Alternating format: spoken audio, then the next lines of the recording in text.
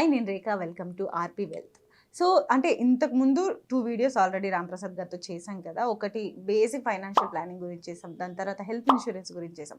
As నేను last వీడియోలో commit అయినట్టు ఈ వీడియోలో మనం టర్మ్ ఇన్సూరెన్స్ గురించి అలానే లైఫ్ ఇన్సూరెన్స్ గురించి కూడా మాట్లాడబోతున్నాం. ఏ ఏజ్ గ్రూప్ వాళ్ళు తీసుకోవాలి, ఎంత ప్రీమియం తీసుకోవాలి, అసలు దీని మీద ఉన్న మిస్కన్సెప్షన్స్ ఏంటి, మిత్స్ ఏంటి, ఇవన్నీ బర్స్ట్ చేయబోతున్నారు రాంప్రసాద్ గారు. సో రాంప్రసాద్ గారు నమస్తే. నమస్తే. సో అసలు ఈ term insurance by name it self term insurance కాబట్టి ఇది ఏ ఏజ్ గ్రూప్ వాళ్ళు తీసుకోవాలి అంటే చాలా మంది వీడియోస్ చూశాను నేను before coming to this interview. అయితే వాళ్ళంతా ఒక సింగిల్ టేక్ తీసేసుకొని సింగిల్ సైడ్ తీసేసుకొని వాళ్ళు ప్రమోట్ చేయటం స్టార్ట్ చేస్తున్నారు, ఎక్స్పర్ట్స్ అందరూ. సో మీరు ప్లానింగ్లో ఉన్నారు కాబట్టి యూ హ్యాండిల్ చాలా మంది ఫైనాన్షియల్ ప్లానింగ్స్ కాబట్టి సో మీరు చెప్పండి యాజ్ అ ప్లానర్గా ఈ టర్మ్ ఇన్సూరెన్స్తో అడ్వాంటేజెస్ ఏంటి, ఎలాంటి టర్మ్ ఇన్సూరెన్స్ తీసుకోవాలి, ఏ కైండ్ ఆఫ్ ప్రీమియమ్స్ తీసుకోవాలి అనేది. టర్మ్ ఇన్సూరెన్స్ ఇది చీపెస్ట్ ఇన్సూరెన్స్. నార్మల్గా చీప్ ఈజ్ బ్యాడ్ కదా, anything cheap is not good. అసలు మనుషులు ఊహించుకోవటమే అది తక్కువకి వస్తుంది అంటే తక్కువకి ఎందుకు వస్తుంది, అక్కడ ఎక్కువకి వస్తుంది కదా, ఇది చీప్ ఏమో క్వాలిటీ లెస్ ఏమో అనుకుంటారు. కానీ term is the high quality comes with a cheap premium. దాన్ని ఇంకా చీప్గా ప్రమోట్ చేస్తున్నారు. మంత్లీ 300 అంత ఈజీ ఏం కాదు, ఎక్కువ ఉంటుంది. Free content creator is doing this అండి. ఎన్ఆర్ఐ కంటెంట్ క్రియేటర్స్ చూస్తున్నాం ఇక్కడ కంటెంట్ క్రియేటర్స్. మంత్లీ 500-600 అంత ఈజీ ఏమి ఉండదు, కాస్త ఎక్కువ ఉంటుంది. Still it is cheap compare to many other insurances కన్నా term insurance is cheap. Actual meaning of insurance life insurance అంటే that has to start with term insurance. మనకి ఇండియాలోనే మెజారిటీ ఎండోమెంట్ ట్రెడిషనల్ ఉండి టర్మ్ తక్కువ ఉంటుంది, కానీ మీకు మోస్ట్ ఆఫ్ ద డెవలప్డ్ నేషన్స్లో life insurance is just term insurance. మన దగ్గరే డిఫరెంట్గా ఉంటుంది. ఓకే, టర్మ్ ఇన్సూరెన్స్ అంటే as the name said term is a tenure. ఒక స్పెసిఫిక్ టెన్యూర్కి ఇచ్చేది term insurance. You will decide ఎంతవరకు నాకు లైఫ్ కవర్ ఉండాలి, that is called term insurance. హెల్త్కి టర్మ్కి డిఫరెన్స్ ఏంటంటే health is a life time insurance. Health term లేదు, health ఇది till death. Till death 105 years బ్రతే 105 years, 110 బ్రతే 110 years, అంతవరకు హెల్త్ ఉంటుంది. కానీ టర్మ్లో ముందే మనం టెన్యూర్ ఫిక్స్ చేసుకుంటాం. That's where the name is term insurance. అంటే ఇప్పుడు ఒక మనిషి 30 సంవత్సరాల యంగ్ అడల్ట్ డిసైడ్ చేసుకోవాలి, నేను 50 సంవత్సరాలు ఉంటానా, దాన్ని బట్టి ఉంటాడు కాదు, అన్నాళ్ళు నాకు నా ఫ్యామిలీకి ప్రొటెక్షన్ కావాలి. మీనింగ్ ఆఫ్ టర్మ్ ఇన్సూరెన్స్ ఏంటంటే the objective of term insurance is it is not to make your family rich. It is to protect your family, not to become poor in your absence. ఇది నీ ఫ్యామిలీని ధనవంతులుగా చేయటానికి కాదు, నీకేమన్నా అయితే వాళ్ళు పేదవారిగా మారకుండా ఉండటానికి రక్షణ కల్పించడానికి టర్మ్ ఇన్సూరెన్స్. ఇది అర్థమైతే టర్మ్ ఇన్సూరెన్స్ ఎప్పుడు తీసుకోవాలి, ఎంత తీసుకోవాలి, ఎవరు తీసుకోవాలి అన్నిటికీ సమాధానం వస్తుంది కదా. In the event untimely breadwinner ఎవరైతే డబ్బు సంపాదించిపోతున్నారో అతనికి ఏమన్నా అయితే వీళ్ళు రోడ్డున పడకుండా కాపాడటానికి టర్మ్ ఇన్సూరెన్స్. ఈ పాయింట్ మిస్ అయ్యి లేదు నాకు ఎలిజిబిలిటీ ఉంది అని తీసుకుంటే తప్పు. నీ ఎలిజిబిలిటీ ఉంటే కాదు టర్మ్ ఇన్సూరెన్స్. నీ ఫ్యామిలీకి నీ ఇన్కమ్ మీద ఆధారపడి ఉంటే వాళ్ళ కోసం తీసుకునేది టర్మ్ ఇన్సూరెన్స్, కానీ నీ ఇన్కమ్ని బట్టి తీసుకునేది కాదు. సో అయితే ఈ టర్మ్ ఇన్సూరెన్స్ ఒక యంగ్ అడల్ట్ ఇన్సూరెన్స్ తీసుకునే ముందు తన శాలరీకి ఎలా క్యాలిక్యులేట్ చేసి తీసుకోవాలి, ఎంత ప్రీమియం తీసుకోవాలని? ఇతను శాలరీని బట్టి క్యాలిక్యులేట్ చేయకూడదు. ఇన్సూరెన్స్ అతను అలాగూ శాలరీని బట్టి క్యాలిక్యులేట్ చేస్తాడు. ఒక సింపుల్ ఫార్ములా ఏంటంటే, నాట్ ఎగ్జాక్ట్లీ టెంటేటివ్ ఫార్ములా ఏంటంటే, ఇప్పుడు ఒక వ్యక్తికి 30 సంవత్సరాల వయసు ఉంది అనుకోండి, ఇతనికి ఇంకా సర్వీస్ అంటే 60 years రిటైర్మెంట్ ఇంకా 30 ఏళ్ళు ఉంటుంది కదా. అప్పుడు ఇతని యాన్యువల్ శాలరీ 10 lakhs ఉంది అనుకోండి, ఈ 10 లక్షలకి 30 రెట్లు ఇస్తాడు. మీ ప్రస్తుత salary into 60 minus your present age is your eligibility. Okay, అయితే అందరూ ఏం చెప్తారంటే శాలరీకి 15 times 20 times అన్న తీసుకోండి బాగుంటుంది అంటారు. నో, అసలు ముందు తీసుకోవాలా వద్దా అనేది చాలా ఇంపార్టెంట్ క్వశ్చన్. టర్మ్ ఇన్సూరెన్స్ తీసుకోవాలా వద్దా అనేది. అందరూ టర్మ్ ఇన్సూరెన్స్ తీసుకోవాల్సిన అవసరం లేదు. అందరూ తీసుకోవాల్సిన అవసరం లేదు. హెల్త్ అందరూ తీసుకోవాలి, టర్మ్ అందరికి అక్కర్లేదు. ఎందుకు అక్కర్లేదు అంటే, ఇప్పుడు ఒక వ్యక్తి ఉన్నారు, సింపుల్ ఎగ్జాంపుల్ ఇస్తున్నాను, కేసు అయితే అర్థమవుతుందిగా. ఇద్దరి శాలరీ 60,000 ఉంది నెలకి, వయసు 31, ఒక కిడ్ ఉన్నారు, వైఫ్ నాట్ వర్కింగ్. సో ఇతను టర్మ్ ఇన్సూరెన్స్ తీసుకోవాలా? మరి భార్య కూతురు ఉంది, బాధ్యత ఉంది కాబట్టి రేపు ఇతనికి ఏమన్నా అయితే 60,000 ఆగిపోద్ది, ఖర్చులాగో దాని నిమిత్తం తీసుకోవాలి. కానీ ఇదే కేసులో ఈ వ్యక్తికి అతని ఊర్లో ఒక కమర్షియల్ కాంప్లెక్స్ ఉంది, అది 80,000 అద్దె వస్తుంది నెలకి. వీళ్ళ ఫాదర్ ఒక రిటైర్డ్ గవర్నమెంట్ ఎంప్లాయ్, అతనికి పెన్షన్ ఒక 40,000-70,000 వస్తుంది. అతని ఖర్చులు పోగా 40,000 ఆయన ఈయనకే ఇస్తాడు ఇన్వెస్ట్ చేసుకోవాలని. అంటే ఇతని ఇన్కమ్తో సంబంధం లేకుండా 1,20,000 నెలకు వస్తుంది ఈయనకి. అంటే నేను కొన్నది కమర్షియల్ కాంప్లెక్స్ అని చెప్పాను, దాని రెంట్ ఆన్ టైం వస్తుంది, ఇయర్ ఆన్ ఇయర్ పెరుగుతుంది కదా. అంటే ఇతని ఇన్కమ్ మీద డిపెండెన్సీ ఉందా ఫ్యామిలీకి? లేదు. లేదు. ఇతను పొరపాటున ఇతనికి ఏమన్నా అయితే అవ్వకూడదని కోరుకుంటాం. అయినంత లోపల ఫ్యామిలీ ఆర్థికంగా వెనకబడిపోద్దా, లేదు. చదువు ఆగిపోద్దా? అప్పుడు టర్మ్ అక్కర్లేదండి కదా. అంటే జనాలు బేసిక్గా ఆశపరంగా ఉంటారు కదా, సో ఇది కూడా వచ్చేస్తుంది ఇంకొంచెం సెక్యూర్. అది కూడా వస్తుంటే తొందరగా పంపిస్తారేమో, అది కూడా చూసుకోవాలి కదా. చాలా ఉంది పోతే ఇంకా వస్తుందంటే పంపిస్తారేమో, అది కూడా చూసుకోవాలి కదా. ఇది వెరీ రాంగ్. ఇది taking high risk cover in term is a very wrong practice. శాలరీకి 20 times అనేది చాలా బుద్ధి తక్కువ స్టేట్మెంట్. నీ ఆబ్సెన్స్లో నీ ఫ్యామిలీ సర్వే అవడానికి సరిపడి ఉండాలి. రీచ్ అవడానికి ఉంటే రీచ్ అవ్వాలని ఆలోచన రావచ్చు. And taking term insurance for a tenure of 70, 80, నేనేమంటానంటే ఏ వ్యక్తి అయినా టర్మ్ ఇన్సూరెన్స్ తీసుకుంటే ఫస్ట్ ఇతని ఇన్కమ్ ఆగితే ఫ్యామిలీ సర్వే అవ్వదు కాబట్టి ఇన్కమ్కి రీప్లేస్మెంట్ కింద ఇన్కమ్ వచ్చే అంతే టర్మ్ తీసుకోవాలి, అంతకంటే ఎక్కువ తీసుకోవద్దు. ఇది ఫస్ట్ పాయింట్. నెక్స్ట్, మీరు తీసుకున్న టర్మ్ ఇన్సూరెన్స్ కవరేజ్ మీ పిల్లలు ఇండిపెండెంట్ అయినప్పుడు, మీ మీద డిపెండెన్సీ లేనప్పుడు ఇంకా టర్మ్ ఇన్సూరెన్స్ ఉండకూడదు. సో నేనేం చెప్తా అంటే సింపుల్ ఫార్ములా, మీ యంగెస్ట్ కిడ్కి 30 years ఏజ్ వచ్చిన దాకా ఉండాలి, అంతకుమించి వద్దు. ఇప్పుడు మీ వయసు 34 ఏళ్ళు, ప్రొడక్షన్ అయిపోయింది, 2 పిల్లలు వచ్చారు, ఓకే. వీళ్ళు చిన్నోడికి 2 years అంటే నువ్వు మ్యాక్సిమం నీకు 60 దాకా తీసుకో చాలు. నీకు 60 వస్తే ఆడికి 32 కాడు సెటిల్ అవ్వాలి. ఆడు అవ్వలేదు అనుకోండి 32కి, ఇంకెప్పటికి అవడాడు, అంతే కదా. 32 కావనాడు ఎప్పటికి అవడు. ఆ అవ్వనోడికి నీకు టర్మ్ ఇన్సూరెన్స్ తెలుస్తుంది అనుకో, ఆడు సెటిల్ అయ్యేదాన్ని ట్రై చేస్తాడు. ఏం చేయాలి సెటిల్ అవ్వాలంటే?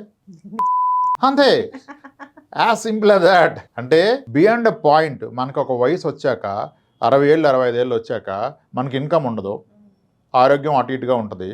ఆ టైంలో మళ్ళీ మన తల మీద ఇన్సూరెన్స్ పెట్టుకుని కూర్చుంటే ఎవరికైనా ఏమనిపిస్తుంది? ఆడు మంచోడైనా సరే ఎలాగో వయసు అయిపోయింది, ఆరోగ్యం బాగోలేదు, ఇది జరిగిపోతే బాగు, పెద్ద డబ్బు వస్తుంది, నేనన్నా సుఖపడతా అనుకుంటాడు. దాన్ని అలా కూడా చెప్పడు, పాపం ఆయన కష్టం చూడలేకపోతున్నారా అంటాడు. వాడు కష్టం చూడలేకపోవడం కాదు, ఇది తీరిపోతే సుఖపడదామని చూస్తున్నాడు వాడు. Having a term insurance beyond age is buying your own risk. నీ చావు నువ్వు కొనుక్కున్నట్టే. వయసు పెద్దపడ్డాక నీకు టర్మ్ ఇన్సూరెన్స్ ఉండొద్దు. ఇది ఒక పాయింట్. నెక్స్ట్ పాయింట్ ఏంటంటే, నిజానికి మనకి 50 ఏళ్ళు 60 ఏళ్ళు వస్తున్నప్పుడు మనం కాస్త డిసిప్లిన్ ఉంటే డబ్బులు దాస్తాం కదా, అప్పటికల్లా మనం కూడా నెట్వర్క్ బిల్డ్ చేస్తాం. అప్పుడు ఎందుకు? అసలు ఈరోజు 1 crore 2 కోట్లు తీసుకుంటున్నారు మీరు ఇన్సూరెన్స్, ఈ 2 కోట్లకి విలువ ఉంటుందా ఒక 20 ఏళ్ళు 30 ఏళ్ళు పోయాక? అది ఉన్నా దానికి విలువ లేదు, మరి ఎందుకు తీసుకుంటున్నాం? ఇప్పుడు 1980లో 45 ఏళ్ల క్రితం కదా, 45 ఏళ్ల క్రితం ఒక వ్యక్తి ఒక ఇన్సూరెన్స్ పాలసీ తీసుకున్నారు అనుకోండి. 1980లో 2 లక్షల రూపాయల పాలసీ తీసుకున్నారు. టిపికల్గా ఒక ఎల్ఐసిలో జీవనానంద్ అని ఉంటుంది ప్లాన్. అప్పుడు అసలు టర్మ్ అసలు ప్రస్తావన లేదు. ఓకే, 2 లక్షల పాలసీ తీసుకున్నాడు అనుకోండి, ఒక 40 ఏళ్ల పాటు పెట్టాడు అనుకోండి, పెట్టుకోవచ్చు. సరే, లేదు ఒక 30 ఏళ్ళు పెట్టుకున్నాడు, 20 ఏళ్ళు పెట్టుకున్నాడు. 20 ఏళ్ళు కడితే ఎండోమెంట్ ప్లాన్స్లో మనం కట్టిన దానికి డబ్బులు వస్తుంది కదా. ఇప్పుడు ఆయన 2 లక్షల పాలసీ తీసుకుంటే అతను 20 సంవత్సరాలకి కలిపి 2 లక్షలు కడతాడు. అతనికి మెచ్యూరిటీ 4 లక్షలు వస్తాయి. హ్యాపీ కదా. కానీ ఒక్కరోజు ప్రీమియం కట్టినాక రిస్క్ అయినా సమ్ ఇన్షూర్డ్ ఏదైతే ఉందో 2 లక్షల పాలసీకి 2 లక్షలు వచ్చేస్తుంది. ఓకే, ఇప్పుడు టిపికల్ ఎగ్జాంపుల్ తీసుకుందాం. 2 లక్షల పాలసీ 20 సంవత్సరాలు టెన్యూర్ తీసుకున్నారు, సంవత్సరానికి 10,000 కడుతున్నారు. 20 సంవత్సరాలు కలిపి 2 లక్షలు కడతారు, 4 లక్షలు వస్తుంది. ఓకే, 20 ఏళ్ళే 4 లక్షలు అంటే బిగ్ అమౌంట్. సో కానీ ఆ పాలసీలు ఎలా ఉంటుంది? నేను చెప్పిన పట్ల జీవనానందలో పాలసీ మెచ్యూర్ అయ్యి మీకు మెచ్యూరిటీ వచ్చాక కూడా 100 yearsలో ఎప్పుడు రిస్క్ అయినా మీకు సమ్ ఇన్షూర్డ్ 2 lakhs వస్తుంటాడు. వెరీ గుడ్, ఎక్సలెంట్ కదా. కానీ 1980లో 2 lakhs is big a money, ఒక రిటైర్మెంట్ కార్పస్ అది. ఇతను 80 నుంచి కట్టి ఇన్ ద ఇయర్ 2001లో 4 లక్షలు తీసుకున్నారు. 2001లో కూడా 4 లక్షలు చేసిన మనీ. 2001లో 4 లక్షలు చిన్నపాటి అపార్ట్మెంట్ వస్తుంది.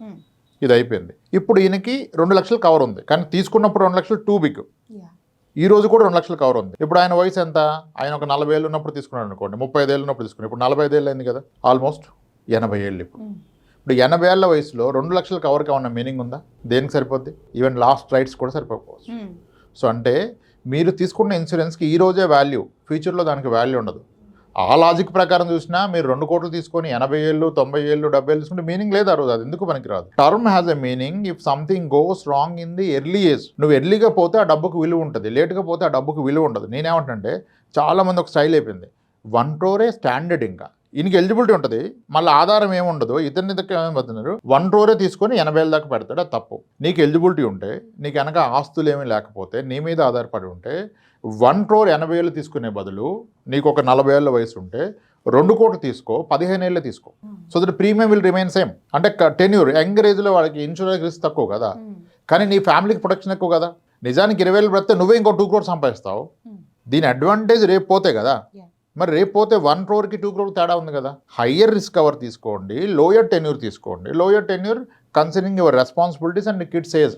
1 crore మాట్లాడడం తప్పు, 1 crore మాట్లాడడం తప్పు. మీ ఎలిజిబిలిటీ చూసుకోండి, మీ అవసరాలు చూసుకోండి, మీ ఆస్తులు చూసుకోండి, బాధ్యతలు చూసుకోండి, అప్పులు కూడా చూసుకోండి. విపరీతమైన అప్పులు ఉంటే మరి అప్పులు కూడా తీర్చాలి కదా, అప్పులు ఇవ్వకూడదు కదా ఫ్యామిలీకి. పోతే ఈ అప్పులు మీ భవిష్యత్ అవసరాలకి ఎంత కావాలో దానికి మీ ఇన్కమ్ ఎలిజిబిలిటీని ఇస్తాడు, మీరు అన్నంత లోపల ఇవ్వడం కదా. అలా చూసి ప్లాన్ చేసుకోవాలి. 1 crore till 70-80 wrong. Instead of that 1.5 crore or 2 crore for next 20 years 15 years తీసుకోండి. మీ కిడ్ ఆల్రెడీ 10 years అయితే నెక్స్ట్ 20 years ఇచ్చిన అంతమించి అక్కర్లా. అలా తీసుకోవాలి. టర్మ్ ఈజ్ ట్రికీ, కొంచెం అర్థం చేసుకోవాలి దాన్ని. పర్పస్ ఏంటి, ఒకరోజు ఆ రోజుకి వెళ్ళి చూడాలి. 80,000 వచ్చినప్పుడు నేను పోతే 2 కోట్లు వస్తే అప్పటికల్లా ఇంకొక 30 ఏళ్ళ తర్వాత 2 కోట్లకి ఏముంటుంది వాల్యూ. ఎవ్రీ 10 yearsకి రూపాయలు ఆఫ్ పడిపోద్ది. ఈ రోజు 1 crore అంటే 10 years తర్వాత 50 lakhs, 20 years తర్వాత 25 lakhs, 30 years తర్వాత 12.5 lakhs, 40 years తర్వాత 6 lakhs. సో నాకు 30 ఏళ్ళు ఉంది, ఇంకో 40 ఏళ్ళు పెట్టుకుంటే అంటే ఉపయోగం లే. 40 ఏళ్ళ తర్వాత నీకు 1 రూపాయలకి ఏం విలువ ఉండదు. అలా ప్లాన్ చేసుకోవాలి. సో ఇప్పుడు ఒక 30 years ఇండివిజువల్ ఒక 1 crore పాలసీ తీసుకున్నాడు అనుకోండి. ఓకే, ఫర్ 30 years అనుకోండి. 30 + 30 ఇప్పుడు వాడు కొడుకుని కన్నా వాడి కొడుకు 30 వచ్చేస్తాయి. ఓకే. సో అలాంటప్పుడు సో ఆ 30 yearsకి పిల్లడికి వచ్చేసరికి దీనికి 1 crore డబ్బులు వస్తుంది. దాని తర్వాత మళ్ళీ కవరేజ్ ఏమన్నా ఉంటుందా? ఎందుకు ఇంకా తర్వాత కవరేజ్? బదులు తిరిపాక ఇప్పుడు మళ్ళీ టర్మ్లో అన్ని వేరియంట్స్ వచ్చినాయి. ఇవన్నీ రాంగ్ వేరియంట్సే. Return of premium is a variant. Return of premium ఏమంటది, నువ్వు 60 ఏళ్ళు దాకా నీకు కవరేజ్ ఉంది, 60 ఏళ్ళు పోతే 1 కోటి రూపాయలు, 60 ఏళ్ళు దాకా పోకపోతే నువ్వు బాధపడకుండా నువ్వు కట్టిన ప్రీమియం అంతా నీకు వెనక్కిస్తా అంటాడు. వినడానికి చాలా బాగుంది కదా. డబ్బులు వేస్ట్ అవుతుందని ఆవిడ కొనట్లేదు కదా, ఇప్పుడు వేస్ట్ అవ్వవు, నీకు ఇస్తా అన్నాడు. కానీ ఆ వెనక్కి ఇచ్చేదానికి ఇవ్వడానికి ప్రీమియంలో తేడా ఉంటుంది. ఇప్పుడు నువ్వు సంవత్సరానికి 10,000 కడితే 6 years దాకా 1 crore ఇస్తే నేను కట్టినంత వెనక్కి రావాలంటే 10,000 ప్లేస్లో 12,000 కట్టిస్తాడు. మనమేమనుకుంటాం చాలా చిన్న అమౌంటే కదా సార్, 2,000 కదా ఎక్స్ట్రా, నేను మొత్తం కలిపి 30 yearsలో కలిపి కట్టేది 60,000 కదా సార్ ఎక్స్ట్రా, కానీ నేను కడుతున్న 3,60,000 వెనక్కి వస్తుంది కదా, నేను కడతా అంటాడు. ఇలా ఆలోచిస్తాం. కానీ మనం మిస్ అవుతున్న పాయింట్ ఏంటంటే ఇప్పుడు ఏమీ రిటర్న్ ఆఫ్ ప్రీమియం పెట్టకపోతే 10,000 per year కడతా, 30 yearsలో నేను కట్టేది 3 lakhs. 3 lakhsకి నాకు ఏమీ రాదు. ఇన్ కేస్ రిస్క్ అయితే రేపైనా ఎల్లునైనా 30 yearsకి 3 రోజుల ముందైనా నాకు 1 crore వస్తుంది. ఈ సెకండ్ ఆప్షన్ ఏమి ఇచ్చాడు, నువ్వు 12,000 కట్టు, return of premium option, 30 years అయిపోయాక నువ్వు కట్టింది మొత్తం వెనక్కి ఇస్తా, రిస్క్ అవ్వకపోతా అన్నాడు. అంటే 3,60,000 వస్తుంది కదా. అప్పుడు 3,60,000 30 years తర్వాత ఏం చేస్తాం? అది ఆ రోజు దానికి బ్రేక్ఫాస్ట్ అది ఆ పాయింట్ మిస్ అవుతున్నారు. మనం 30 years పెట్టుకున్నామంటే మన చావును మనమే ఎవాల్యుయేట్ చేసుకోవాలా? ఇన్ని సంవత్సరాల్లో మనం పోతామని కాదు, మన బాధ్యతలు ఎప్పటికి తీరుతాయి అప్పటి వరకు. ఇఫ్ మనం పోకపోయామంటే ఇంక మనకు వస్తుంది అనుకున్నదంతా వేస్ట్ అయిపోయినట్టే కదా. అందుకని కదా 50 సంవత్సరాల దాకా వెళ్తున్నారు జనాలు, ఎక్కువ పెట్టుకుంటున్నారు. ఫస్ట్ ఇది ఇన్సూరెన్స్ అంటే ఏంటి మేడం, రిస్క్ ప్రొడక్షన్ కదా, ఇన్వెస్ట్మెంట్ కాదు కదా. ఇప్పుడు కార్ ఇన్సూరెన్స్ తీసుకుంటే ఏమని కోరుకుంటాం, కారు యాక్సిడెంట్ జరగకూడదని కోరుకుంటాం, జరిగితే అంతే. సేమ్ ఇది కూడా అంతే, సేమ్ ఉండాలి ఇంటెన్షన్. నేను వాడకపోతే డబ్బులు వేస్ట్ అయిపోద్ది కదా అని ఫీల్ అవ్వకూడదు కదా. పీపుల్ ఆర్ లైక్ దట్ కదా. అదే కదా, అందుకే వాళ్ళు సొల్యూషన్ పట్టుకొచ్చారు రిటర్న్ ఆఫ్ ప్రీమియం అని. ఇంక నేను మైండ్ సెట్ అదే అంటే రిటర్న్ ఆఫ్ ప్రీమియం తీసుకోండి, తప్పేం లేదు. రిటర్న్ ఆఫ్ ప్రీమియంలో ఏంటి, పోకపోతే మీరు కట్టిందంతా ఇచ్చేస్తాడు. అందుకే అది పట్టుకొచ్చారు. వాళ్ళు ఎంతో సైకాలజీ స్టడీ చేసే పట్టుకొచ్చారు.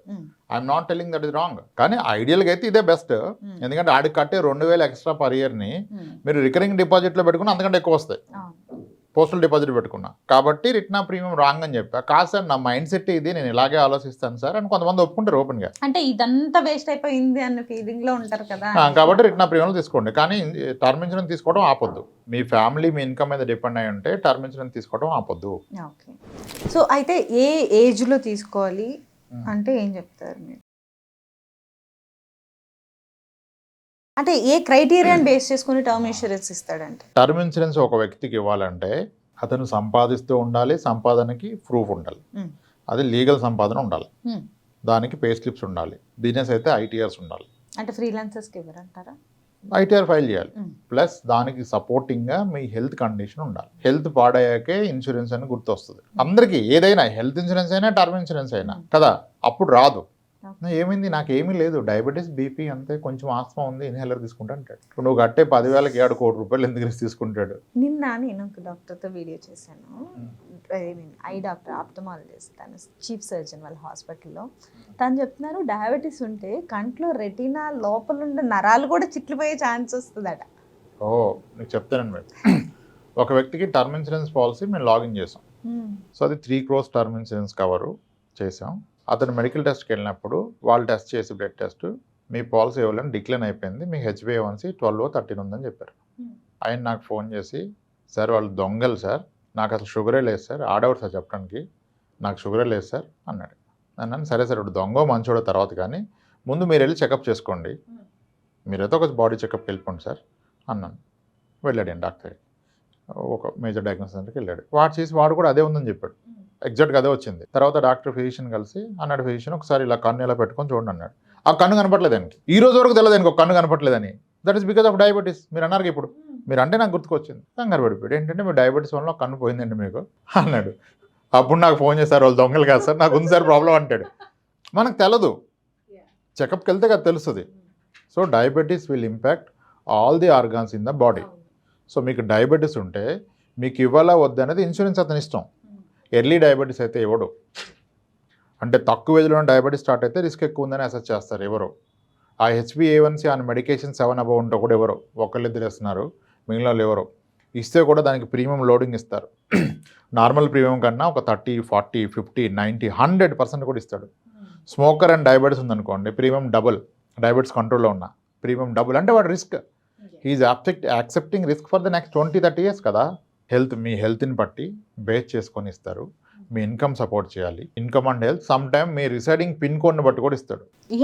కొన్ని పిన్ కోడ్స్ బ్లాక్ లిస్ట్ అండి. అంటే ఇప్పుడు ఇన్సూరెన్స్ వాళ్ళకి మనం అనుకుంటాం కానీ very wrong practice will happen from the clients end.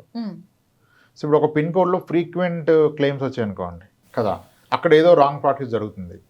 అప్పుడు ఏం చేస్తాడు, ఆ పిన్ కోడ్లో పాలసీ ఇవ్వడమే ఆపేస్తాడు. ఇప్పుడు 10 మంది చేశారని ఏరియా మొత్తాన్ని ఎలా బ్లాక్ చేస్తాడు?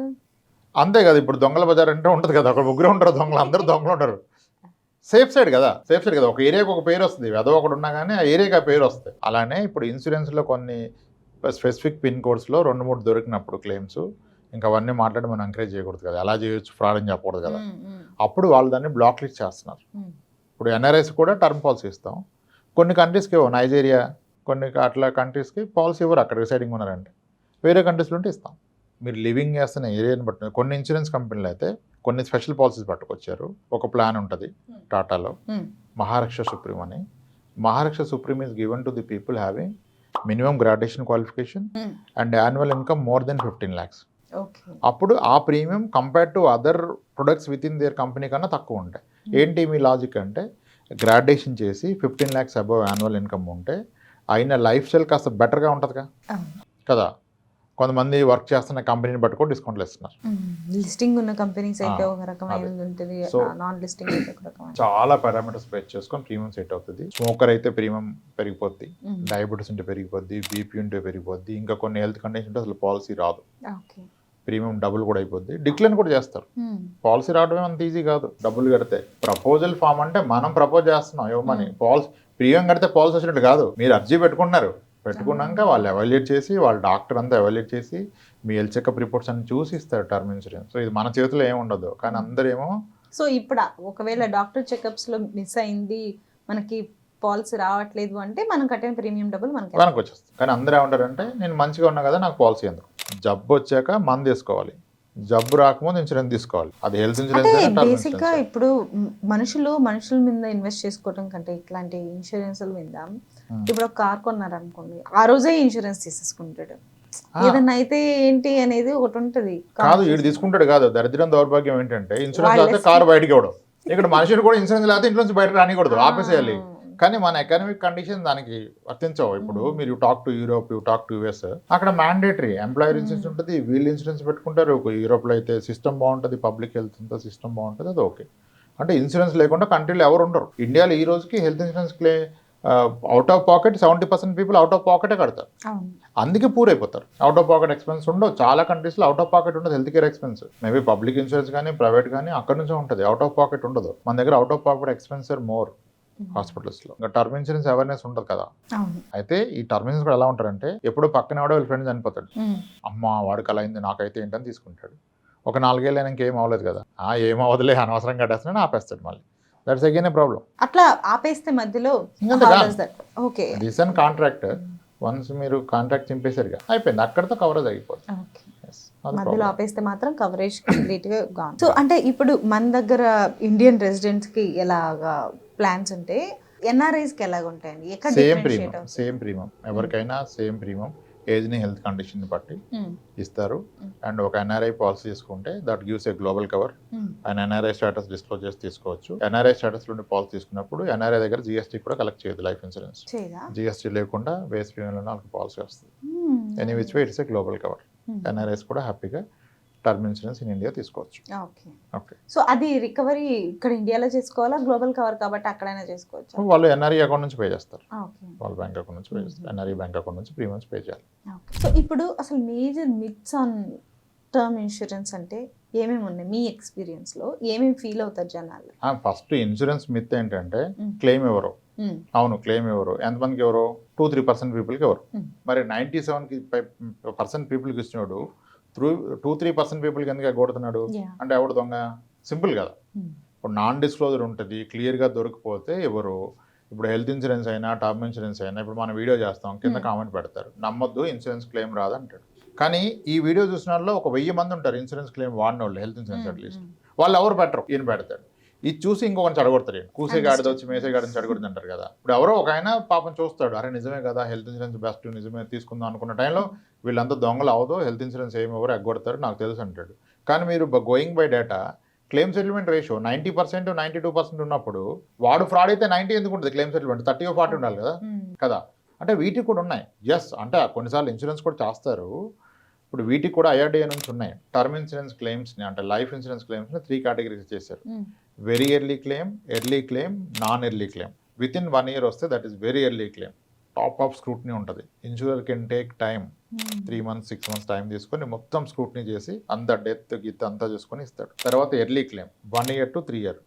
ఎర్లీ క్లెయిమ్లో వెరీ ఎర్లీ కాకుండా ఎర్లీ 1 year తర్వాత సూసైడ్ చేసుకున్న క్లెయిమ్ ఇవ్వాలి. Term insurance cover suicide if it is after 365 days.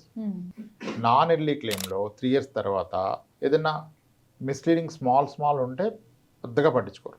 Fundamentally misleading వేస్తే రిజెక్ట్ అవుతుంది. అంటే more or less 3 years complete అయితే వాడు క్వరీ వేయకుండా క్లెయిమ్ సెటిల్ చేసిన పరిస్థితికి వచ్చేసింది నాన్ ఎర్లీ క్లెయిమ్ 3 years. కాబట్టి ఎర్లీగా తీసుకుంటే అయిపోతే 3 years అయితే అందరికీ జబ్బు వచ్చాక గుర్తొస్తుంది ప్రాబ్లం. సో ఈ సూసైడల్ క్లైమ్స్ ఎలా పోగొట్టకండి? అంటే ఇప్పుడు మీరు 365 days తర్వాత అని చెప్పారు కదా, బికాజ్ తీసుకున్నప్పుడు అంటే సంవత్సరం రోజుల ముందు వాడు సూసైడ్ ని ప్లాన్ చేసుకోడు అన్న ఇంటెన్షన్ అని వాళ్ళు నమ్ముతున్నారు. తీసుకుంటే అడేం చేయలేడు, ఇస్తాడు.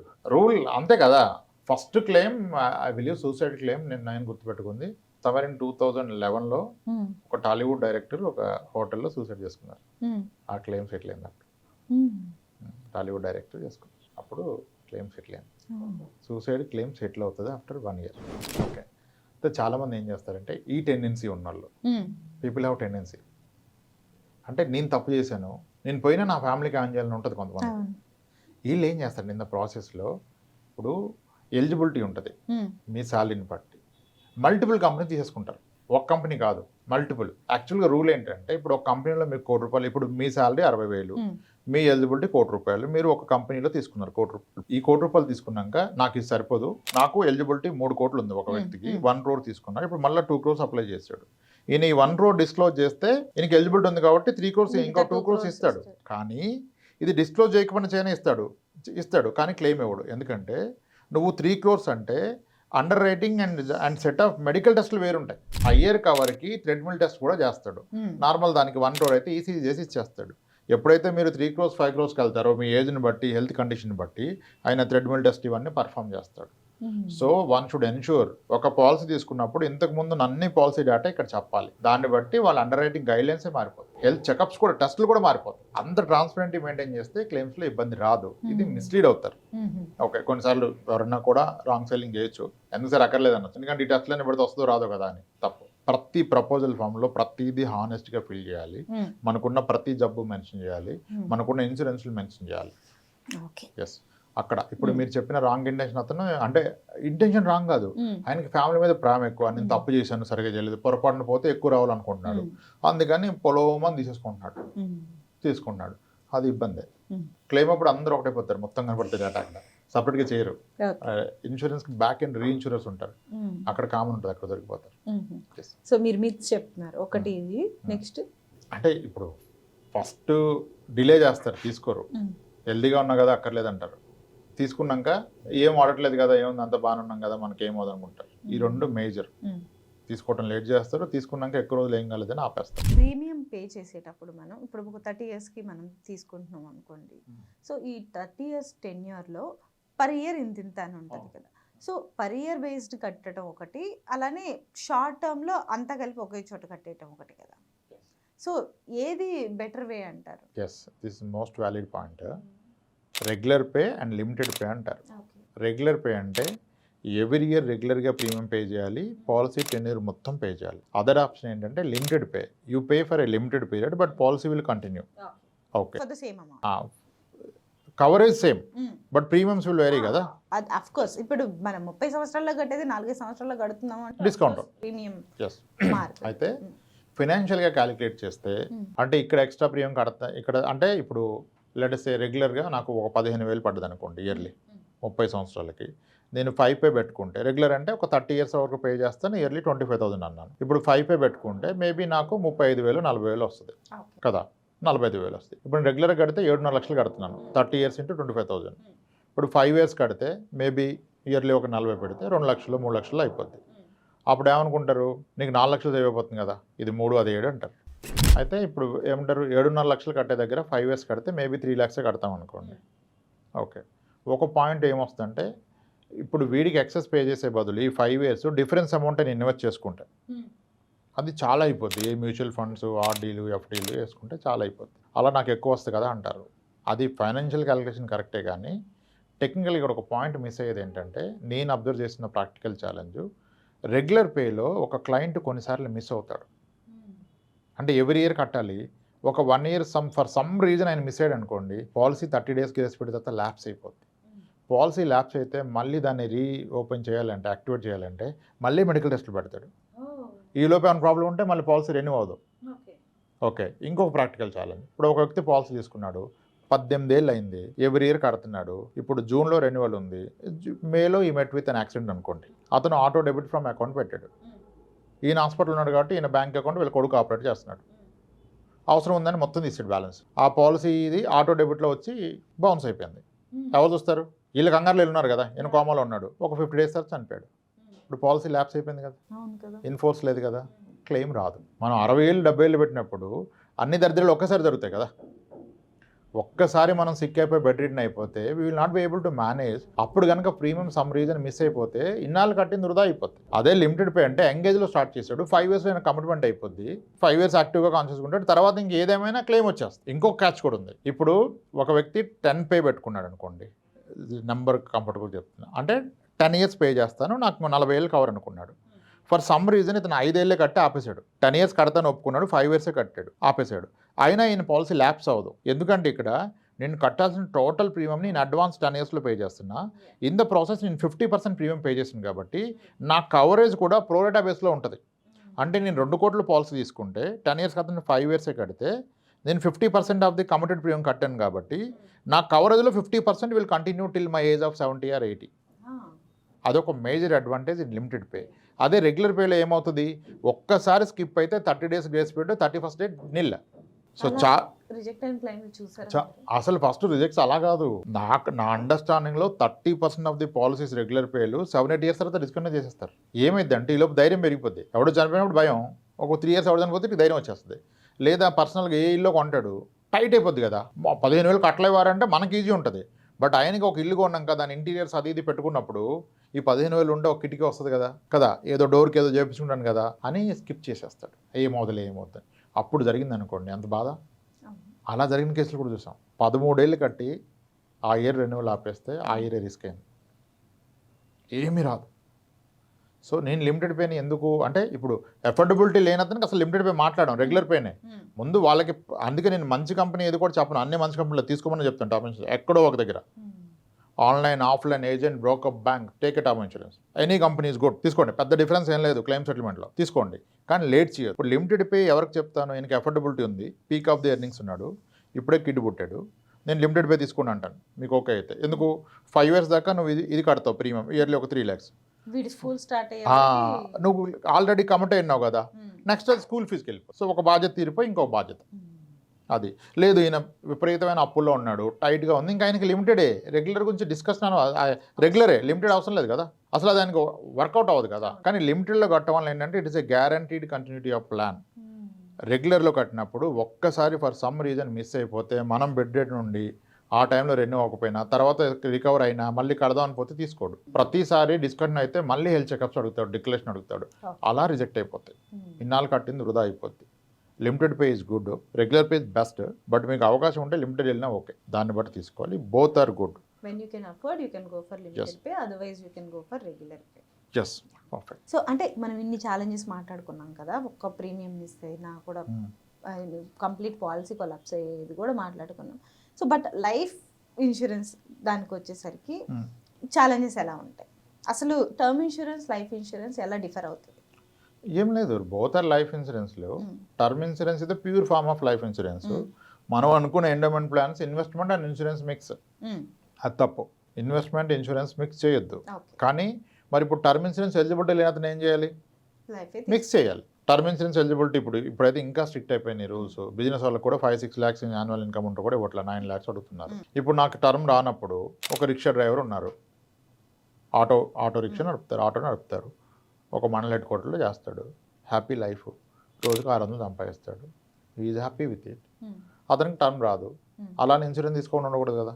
ఓకే, ఆయన ఏ ఎండోమెంట్ ప్లానో తీసుకున్నారు, కష్టం మీద ఒక 10 లక్షల పాలసీ తీసుకున్నారు.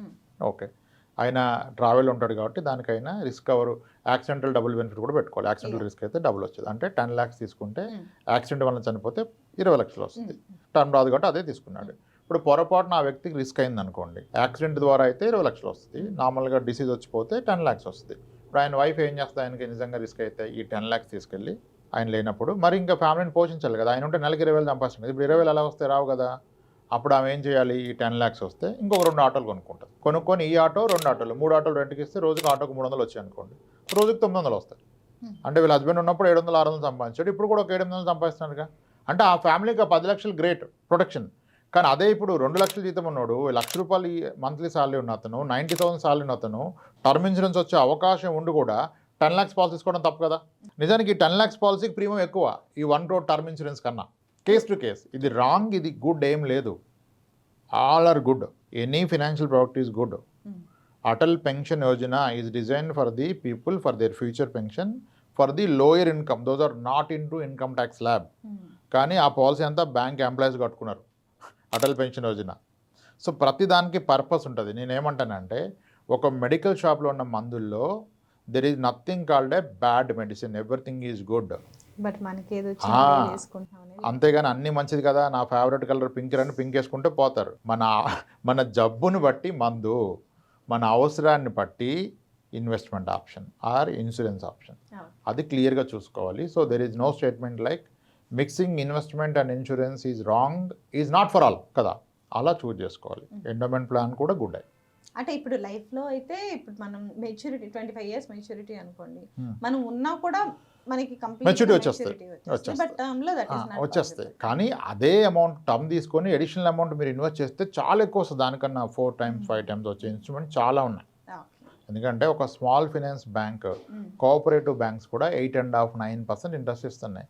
కానీ ఒక ఇన్వెస్ట్మెంట్ అండ్ ఇన్సూరెన్స్ ప్లాన్ మీకు గట్టిగా అంటే 5% రిటర్న్ ఇస్తుంది. మరి 5%కి 8%కి బిగ్ డిఫరెన్స్ కదా, అది పీరియడ్ ఆఫ్ 20-25 years కదా. ఇవన్నీ ఆలోచించి మనం ప్రొడక్ట్ తీసుకోవాలి. బేసిక్ థింగ్లో మనం ఫస్ట్ మన దగ్గరికి ఇన్సూరెన్స్ పేపర్స్ రాగానే మనం మెన్షన్ చేయాల్సిన పేరు నామినీ పేరు కదా. సో ఈ నామినీ పేరు ఎవరిదైతే మెన్షన్ చేస్తామో వాళ్ళకి క్లెయిమ్ వస్తుందా? ఏ క్రైటీరియా ప్రకారం నామినీని సెలెక్ట్ చేసుకోవాలి? అలానే అంటే ఆబ్వియస్గా బయట వాళ్ళకి పెట్టుకోం కాబట్టి ఎంతమంది పేర్లు మెన్షన్ చేసుకోవచ్చు దాంట్లో యాజ్ ఎ నామినీగా 3 members పెట్టుకోవచ్చు బై డిఫాల్ట్. మరి ఇంకా ప్రొవిజన్ ఉందేమో నాకు ఐడియా లేదు. 3 members నామినీగా పెట్టుకోవచ్చు. సో మన క్లెయిమ్ అమౌంట్ ఏదైతే వస్తుందో అది ఆ నామినీలో ఉన్న పేర్లకి మాత్రమే వెళ్తుందా, లేకపోతే ఇఫ్ చనిపోయిన పర్సన్కి ఏదైనా బయట అప్పులు ఉన్నాయి అంటే వాళ్ళకి వెళ్ళే ఛాన్స్ ఉంటుందా? ఫస్ట్ నామినీ క్లియర్ చేద్దాం, తర్వాత దానికి వస్తాం. నామినీగా మీరు ఎవరినైనా పెడితే వాళ్ళు guardian for that money, they are not the beneficiary. Nominee is the guardian. ఆ వచ్చిన మనీని ఎవరికి చెందాలో వాళ్ళకి ఇవ్వటం నామినీ బాధ్యత. అంతేగాని ఇప్పుడు నామినీగా పెడితే మొత్తం వాళ్ళకి వెళ్ళాలనే రూల్ లేదు. ఇప్పుడు ఒక వ్యక్తి ఉన్నారు, ఆయన చనిపోయారు, నామినీగా వైఫ్ ఉంది, ఓన్లీ వైఫ్ నామినీగా పెట్టాడు, ఇప్పుడు 2 కోట్లు వచ్చింది. కానీ ఆ వ్యక్తి మదరు నాకు కావాలంటే కోర్టుకు వెళ్ళాల్సిందే. Nominee just the legal Guardian, ఆ మనీ ప్రొటెక్ట్ చేయాలి. అది ఎవరికి చెందాలనేది కోర్టు చెప్తుంది. Family member certificate, Hindu succession act కింద మనకి కొన్ని ఉంటాయి. అంటే హిందూ సక్సెషన్ యాక్ట్ కింద ఒక వ్యక్తి చనిపోతే ఆయన ఆస్తిలో సమాన వాటా ఆయన మదర్కి, ఈవెన్ దో తన ఫ్యామిలీ మెంబర్ సర్టిఫికేట్ లేకపోయినప్పటికీ ఫ్యామిలీ మెంబర్ సర్టిఫికేట్ కోర్టు అలాగే ఇస్తుంది. కోర్టు దీని ప్రకారం ఇస్తుంది. సో మదర్కి, వైఫ్కి పిల్లలు ఎంతమంది ఉంటే వీళ్ళకి 4, 2 పిల్లలు, వైఫ్, మదర్ ఉంటే 4కి ఈక్వల్గా వెళ్తుంది. నామినీగా వైఫ్ని పెడితే వైఫ్కి వెళ్ళాలని, మదర్ని పెడితే మదర్కి వెళ్ళాలని లేదు. Nominee is the garden, not the beneficiary. ఇది ఒకటి మిస్ అవుతారు. నెక్స్ట్ పాయింట్, ఇప్పుడు ఒక వ్యక్తి చనిపోతే ఆ డబ్బు వచ్చినప్పుడు ఆయన అప్పులు పాలై ఉంటే, డెబిటర్స్ వస్తే, మరి ఈ డబ్బులు వాళ్ళు తీసుకునే అవకాశం ఉంటుందా? యాక్చువల్గా అయితే ఉంటుంది. కానీ మనకి ఇన్సూరెన్స్లో MWP యాక్ట్ పట్టుకొచ్చారు, మ్యారీడ్ ఉమెన్స్ ప్రాపర్టీ యాక్ట్. ఈ యాక్ట్లో ఏంటంటే ఆ యాక్ట్ మనం పాలసీ తీసుకున్నప్పుడే ఒక టిక్ పెట్టాలి అంతే, ఫిల్ చేస్తున్నప్పుడు ప్రపోజల్ ఫామ్లో. అది పెట్టినట్లయితే మీ క్లెయిమ్ అమౌంట్ ఏ అప్పులు ఇచ్చిన వాళ్ళకి వెళ్ళే అవకాశం ఉండదు. This will be the sole property of the wife and the kids. అది ఒక చిన్న క్లాజ్ పెట్టుకోవాలి. అది పెడితే ప్రాబ్లమ్స్ కూడా ఉన్నారు అంటే అది మళ్ళీ చేంజ్ చేయలేం. Once you mention it you can't change. అది పెట్టాడు ఒక అతను, వాళ్ళ వైఫ్కి ఆయనకి అంత ఈక్వేషన్ బాగోలేదు, ఇంకా పాలసీ డిస్కంటిన్యూ చేసాడు. అన్నీ అంటే when we are in practice we get you know 360 degree తెలుస్తుంది. అది పెట్టినందుకు ఆ రిలేషన్ ఉంటుందో ఓడుతుందో అర్థం అవ్వట్లేదు దానికి, కాబట్టి ఆ పాలసీ కట్టం ఆప్షన్ అదేం కాదు. సో ఇవన్నీ ఉంటాయి. నామినీని మాడిఫై చేయొచ్చేమో కానీ ఈ MWP యాక్ట్ లేటర్ అని పెట్టలేం, తీసుకునేటప్పుడే పెట్టాలి. సో టర్మ్ ఇన్సూరెన్స్ అయితే మన దీన్ని బట్టే వస్తుంది కాబట్టి టర్మ్ ఇన్సూరెన్స్ పక్కన పెడితే హెల్త్ కానీ లైఫ్ కానీ తీసుకునేటప్పుడు ఇప్పుడు మనం వీధికి 4 ఏజెంట్లు చూస్తుంటాం కదా ఇన్సూరెన్స్ సేల్ చేసే వాళ్ళు. సో అలాంటి వాళ్ళ దగ్గర చాలా మంది కడుతూ ఉంటారు, ఎక్స్పర్ట్స్ పక్కన పెట్టి. ప్రతి ఏజెంట్ ఎక్స్పర్టే అంతేనంటారా? ఏం కాదు. పొద్దున్న సాయంత్రం వరకు ఒక దాంట్లో వర్క్ చేసి సాయంత్రం ఇంకొకటి వీకెండ్స్ లో చేసే వాళ్ళు కూడా ఎక్స్పర్ట్స్ అంటారా మీరు? అంటే వాళ్ళు కూడా గ్రో అవుతారు కదా, అక్కడే స్టార్ట్ అయ్యి గ్రో అవుతారు. ఇప్పుడు అలా చేసే వాళ్ళు ఫుల్ టైమర్ కాదు కాబట్టి వద్దు అంటే ఏమో I don't think that's right. Yes, ఈ point I have seen. Part time జెన్యున్గా ఇస్తే అటు సర్వీస్ ఏమి ఇస్తాడు అంటాడు. ముందు ఆయన జెన్యున్గా ఇస్తే పెద్ద ప్రాబ్లం ఉండదు. ఇప్పుడు మీరు ఒక ప్రోడక్ట్ కొన్నారు, సమ్ కాస్మెటిక్ ప్రోడక్ట్ కొన్నారు, కాస్ట్లీ ప్రోడక్ట్, అది ఎవరి దగ్గర కొన్నారు కాదు, ఏ బ్రాండ్ కొన్నారు కదా ఇంపార్టెంట్.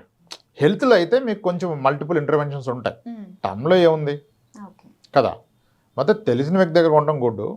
ఎస్, డెఫినెట్గా ఆయనకి సీనియారిటీ ఎక్కువ ఉంటే, ఫుల్ టైమర్ అయితే కాస్త నాలెడ్జ్ ఎక్కువ ఉంటుంది కాబట్టి బెటర్ సొల్యూషన్ ఇవ్వగలుగుతాడు. ఇప్పుడు మనం ఇవన్నీ చెప్తే కొనడం లేట్ చేస్తారు. ఇప్పుడు నేను I don't get in to claim settlement ratio ఎంత, క్లెయిమ్ రిజెక్షన్ రేషియో ఎంత, సాల్వెన్సీ రేషియో ఎంత, ఇవన్నీ ఎందుకు చెప్పను. ఇవన్నీ చెప్తే lot of analysis leads to paralysis అన్నట్టుగా రీసెర్చ్ అవుద్ది, కొంట ఉండదు.